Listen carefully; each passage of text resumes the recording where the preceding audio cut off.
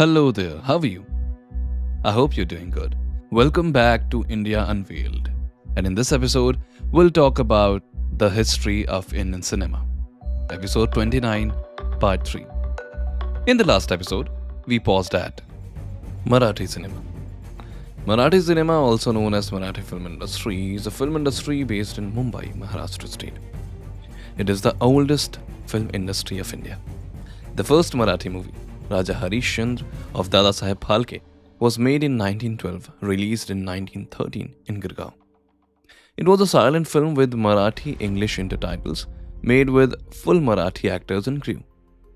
After the film emerged successful, Phalke made many movies on Hindu mythology. In 1932, the first sound film, Ayodhya Cha Raja, was released, just 5 years after first Hollywood sound film, The Jazz Singer, 1927. Now, let's continue. The cultural context of Indian cinema. K. Moti Gokul Singh and Vimal Dissanaike identified 6 major influences that have shaped Indian popular cinema. The ancient epics of Mahabharata and Ramayana influenced the narratives of Indian cinema. Examples of this influence include the techniques of a side story, backstory, and a story within a story. Indian popular films often have plots that branch into subplots. Such narrative dispersals can be seen in the 1993 films Khalnayak and Gardish. Ancient Sanskrit drama. With its emphasis on spectacle, music, dance, and gesture combined to create a vibrant artistic unit with dance and mime being central to the dramatic experience. Sanskrit dramas were known as Natya, derived from the root word nrit, which means dance, featuring spectacular dance dramas. The ras method of performance, dating to ancient times, is one of the fundamental features that differentiate Indian from Western cinema. Now, what is a ras method? In Indian aesthetics, a ras literally means juice or essence or taste. It is a concept in Indian arts denoting the aesthetic flavor of any visual, literary, or musical work that evokes an emotion or feeling in the reader or audience, but cannot be described. There are 9 ras in this method. In the ras method, the performer conveys emotions to the audience through empathy, in contrast to the Western Stanislavski method, where the actor must become a living, breathing embodiment of the character. The ras method is apparent in the performance of Hindi actors such as Bachchan and Shah Rukh Khan, and in Hindi films such as Rang De Basanti 2006 and Satyajit Ray's works. Traditional folk theatre, which became popular around the 10th century with the decline of Sanskrit theatre. These regional traditions include the Yatra of West Bengal, the Ram Leela of Uttar Pradesh, Yakshagan of Karnataka, Chindu Natakam of Andhra Pradesh, and Terukuttu of Tamil Nadu.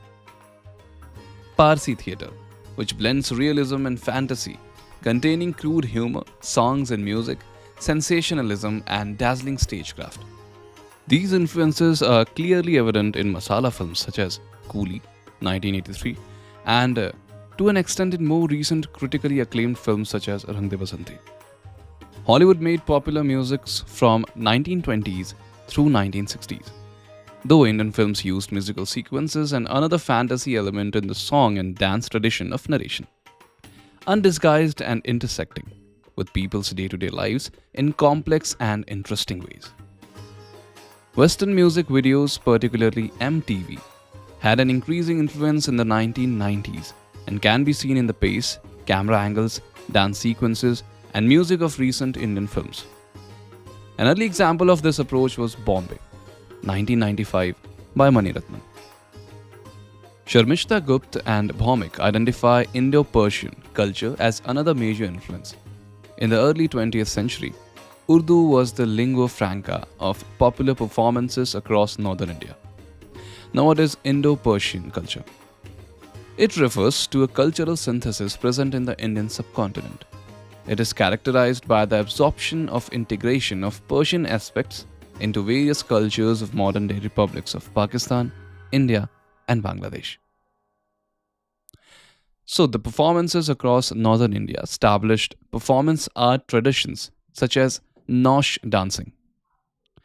One more thing, what is lingua franca?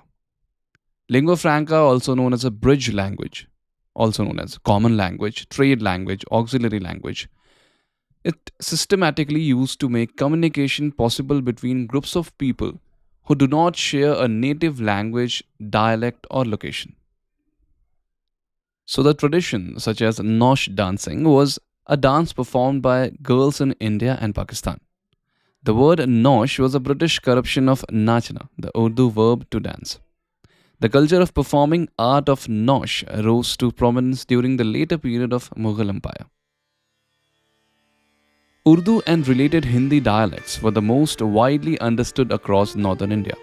Thus, Hindustani became the standardized language of early Indian talkies. 1001 Nights, also Arabian Nights, had a strong influence on Parsi theatre, which adapted Persianate adventure romances into films. And on early Bombay cinema, where Arabian Nights cinema became a popular genre. Like mainstream Indian popular cinema, Indian parallel cinema was influenced by a combination of Indian theatre and Indian literature, such as Bengali literature and Urdu poetry, but differs when it comes to foreign influences, where it is influenced more by European cinema, particularly Italian neorealism and French poetic realism, than by Hollywood. Satyajit Ray cited Vittorio Di Sica's Bicycle Thieves, 1948, and Jean Renoir's The River, 1951, on which he assisted, as influences on his debut film Pathir Panchali, 1955. Now let's talk about the international influence in the Indian cinema. During colonial rule, Indians bought film equipment from Europe. The British funded wartime propaganda films during the Second World War, some of which showed the Indian army pitted against the Axis powers, specifically the Empire of Japan, which had managed to infiltrate India.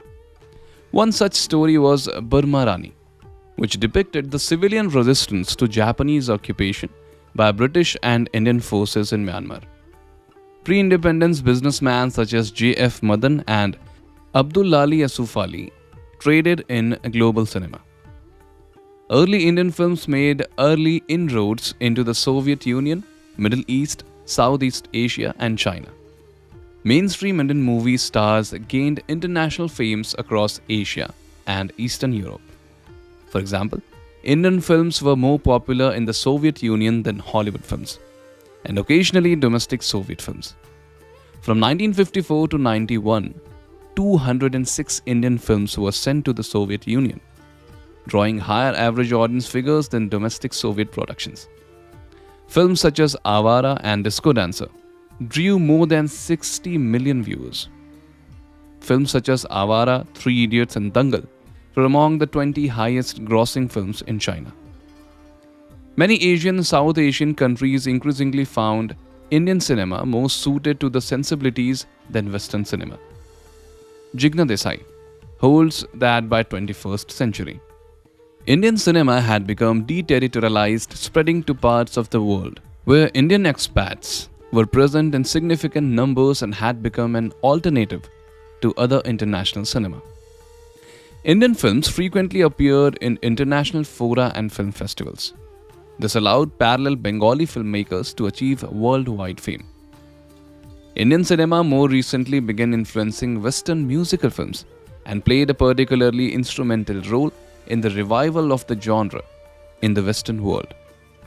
Satyajit Ray's work had a worldwide impact, with filmmakers such as Martin Scorsese, James Ivory, Abbas Kiarostami, Francois Truffaut, Carlos Saura, Isao Takahata, Grigori Nava, citing his influence, and others such as Akira Kurosawa praising his work.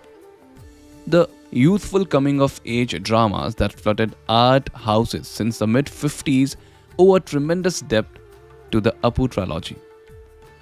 As talked before, the Apu trilogy comprises 3 Indian Bengali language drama directed by Satyajit Ray, which includes Pathir Panchali 1955, Aparajito 1956, and The World of Apu 1959. And in this, the original music for the films were composed by Ravi Shankar. Since the 1980s, musical film Moulin Rouge, 2001, was directly inspired by Bollywood musicals. That film's success renewed interest in the non-moribund Western musical genre, subsequently fueling a renaissance. Danny Boyle's Slumdog Millionaire, 2008, was directly inspired by Indian films and is considered to be a homage to Hindi commercial cinema. Indian cinema has been recognized repeatedly at the US-based Academy Awards.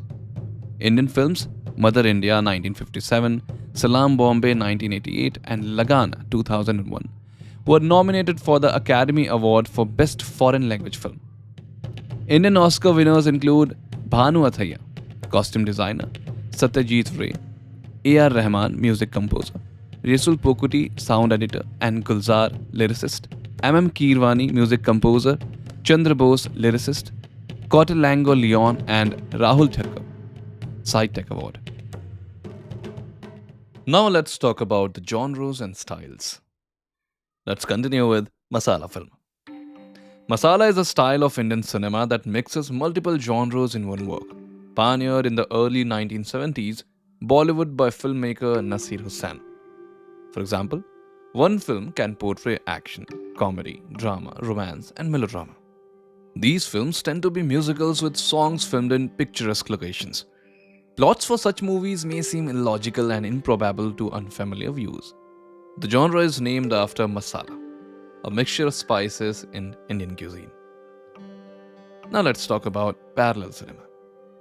Parallel cinema, also known as art cinema or the Indian New Wave, is known for its realism and naturalism, addressing the socio-political climate. This movement is distinct from mainstream Bollywood cinema and began around the same time as the French and Japanese New Waves.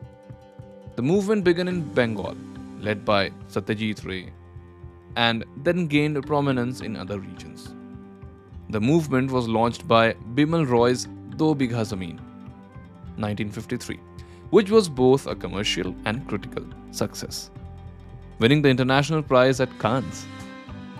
Satyajit Ray's films include the 3 installments of the Apu trilogy as discussed before, which won major prizes at the Cannes, Berlin and Venice film festivals, and are frequently listed among the greatest films of all time. Other neo-realist filmmakers were Shyam Benegal, Karun, Gopal Krishnan and Kasaravalli.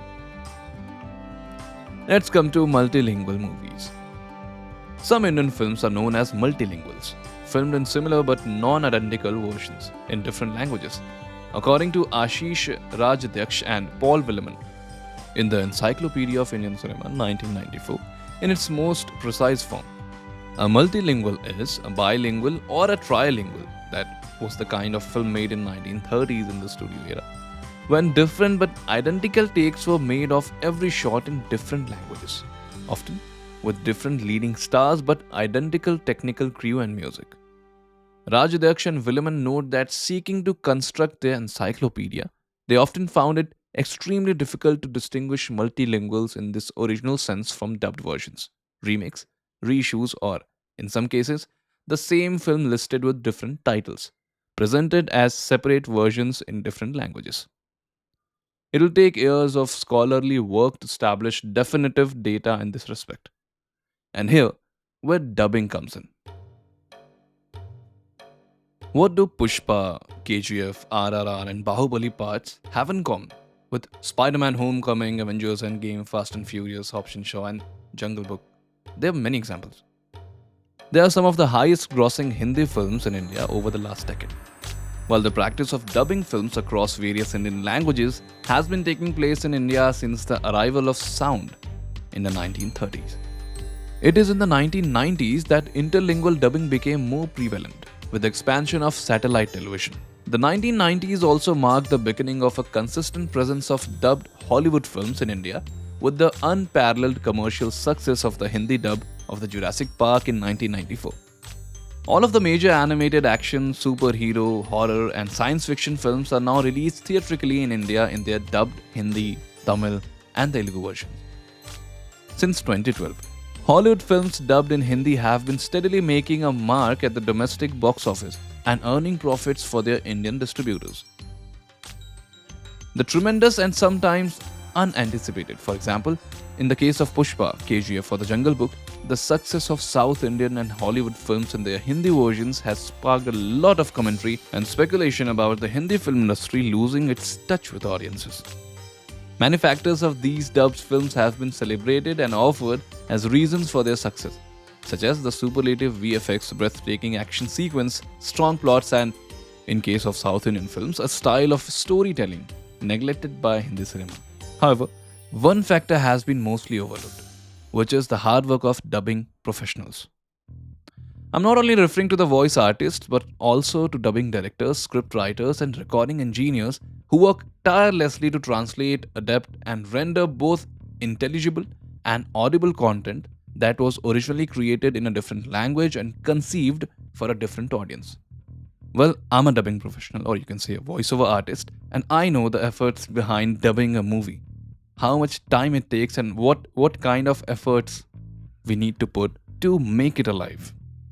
So this was about the dubbing. One more thing comes up, which is pan-India film. Pan-India is a term related to Indian cinema that originated with Telugu cinema as a mainstream commercial cinema appealing to audiences across the country, with a spread to world markets. S.S. Rajamouli pioneered the pan-Indian films movement with his duology of epic action films Bahubali, The Beginning, and Bahubali 2, The Conclusion. Pan-India film is both a style of cinema and a distribution strategy designed to universally appeal to audiences across the country and simultaneously released in multiple languages. Here also, the dubbing comes in.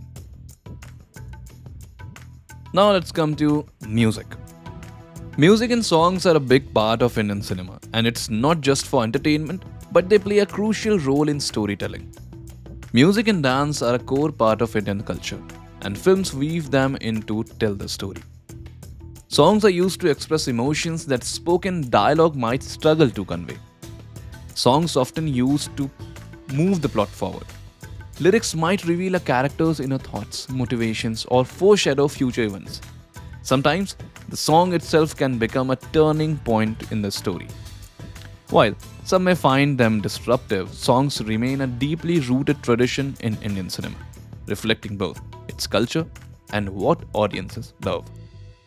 Music is a substantial revenue generator for the Indian film industry, with the music rights alone counting for 4 to 5% of the net revenues.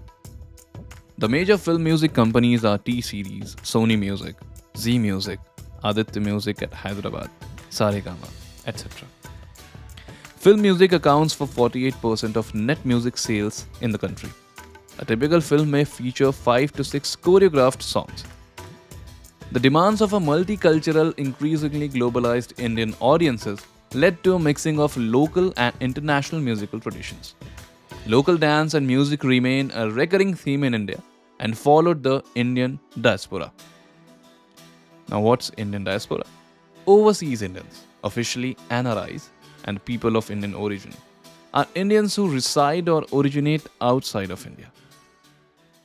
Playback singers such as Mohammad Rafi, Kishore Kumar, Lata Mangeshkar, S.P. Balasubramaniam, Shreya Ghoshal, Yesudas, P. Sushila, S. Janki, Asha Bhosle, K.S. Chitra, Kumar Sanu, Udit Narayan, Arjit Singh, Sonu Nigam drew crowds to presentations of film music. In the 21st century, interaction increased between Indian artists and others. In 2023, the song Natu Natu, composed by M.M. Keerwani for the movie RRR by S.S. Rajamouli, won the Oscar for Best Original Song at the 95th Academy Awards, making it the first song from Indian film, not only Indian film, the first from an Asian film, to win in this category.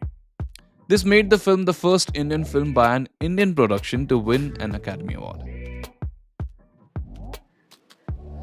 So this was about the history of Indian cinema on India Unveiled. I hope you enjoyed these 3 parts of this episode. And if you're listening this podcast for the first time, do search in the episode section. You'll definitely find something interesting and knowledgeable, which you'll definitely enjoy. Don't forget to subscribe to this podcast on whichever platform you're listening to. Do share this podcast with your friends and families and all your loved ones and let them explore the true history of India. I'll come up with a new episode real soon, and if you have any suggestions regarding the topic you want me to cover, do mail me at indiaunveiledpodcast@gmail.com, or you can message me on my Instagram handle, which is indiaunveiled.podcast. Till then, take good care of your health. I'll see you real soon. This is Rakesh signing off from India Unveiled. Thank you for listening.